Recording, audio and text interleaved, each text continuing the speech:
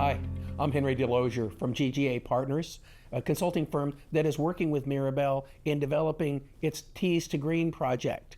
So as we have the opportunity to speak here with Jeff Goren, I think everyone's going to find some interesting ideas and understanding as we carry forward. So Jeff, with that said, maybe you tell everyone a little bit about your background and your tenure here at Mirabel. Okay, well, I guess let's start at the beginning. I started working in golf course maintenance in 1989, and I recall a conversation I had with my superintendent at that time. He pulled me aside and kind of said, you know what, one day you're going to be a superintendent. And I kind of looked at him, laughed, and said, this isn't a real job. So here I am 36, 37 years later, and it is a real job. So and I became a golf course superintendent in 1997, and then started here in 2000 at Mirabel.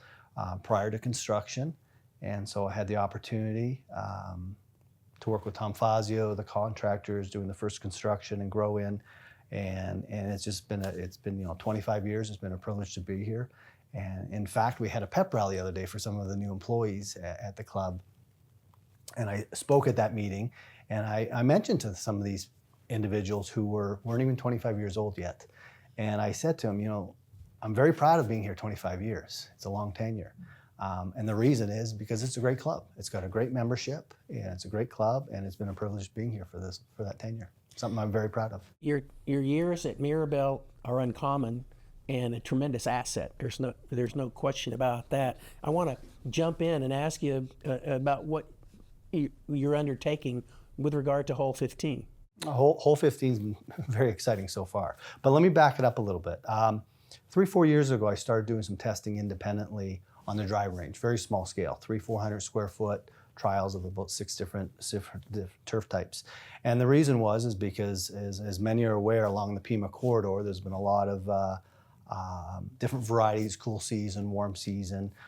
There's new varieties of Bermuda grass that have been introduced that have drought tolerance capabilities and water reductions. And so obviously water is a very valuable commodity here in Arizona, and so something I started to explore, very small scale. I learned a little bit of information from that, and then we took it to the grounds committee, and we proposed to the board to expand that testing and to do approximately about 1.5 acres, 20,000 square foot of each of 3 biotypes of Bermuda grass, both on a rough height, fairway height, and overseeded tart green situation, to see how they play out. Unfortunately, the board rejected the proposal for a lot of good reasons. And when it came back to the grounds committee, Mr. Kravruchka was the one that said, you know what, Jeff, I really never liked that program because only you would be able to see it. Only you would be able to touch and taste it. And I wouldn't get to see it every day. I think it should be on a golf hole so I can play off of it, drive on it, see how it behaves on a day in, day out basis, winter and summer. So that's where it kind of came from. And we decided we didn't really want to work around a green complex. We wanted to keep it on a small fairway, and really that limited us to only a couple holes here at Mirabel, holes 12 and 15. And quite simply, the reason 15 was selected was because of access. It was right along Stagecoach Pass Road, so I knew that we could get contractors in and out. We knew we were going to bring a lot of heavy and large equipment, and it just provided an easy access. And so that's the reason hole 15 was selected. Makes a lot of sense. I guess I'd follow that up and say, with all your experience, I mean, Lord only knows, there can't be many people who know this ground better than you do. So why wouldn't you just choose the grass you wanted, the irrigation you wanted, and carry forward with it? Well, I guess I have enough experience to know that I don't know everything. I've also seen a lot of very qualified superintendents sometimes perhaps make errors without testing. So I thought it was very important to test these varieties. You only can learn so much from NTEPs. You only can learn so much from the PhDs that provide research. Until you really manage it yourself in your environment, your soil conditions, your water quality, you really truly don't know.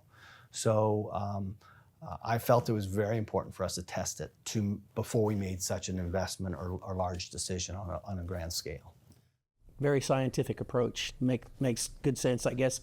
What do you say to the people, some of your members maybe, who would say this seems to be a real waste of money?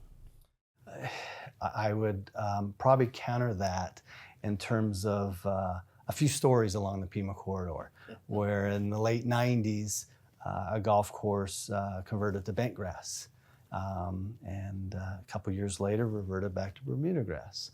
We've seen it recently on courses along the Pima corridor who've converted to 4 golf courses to cool season turfs, reverting back to Bermuda grass.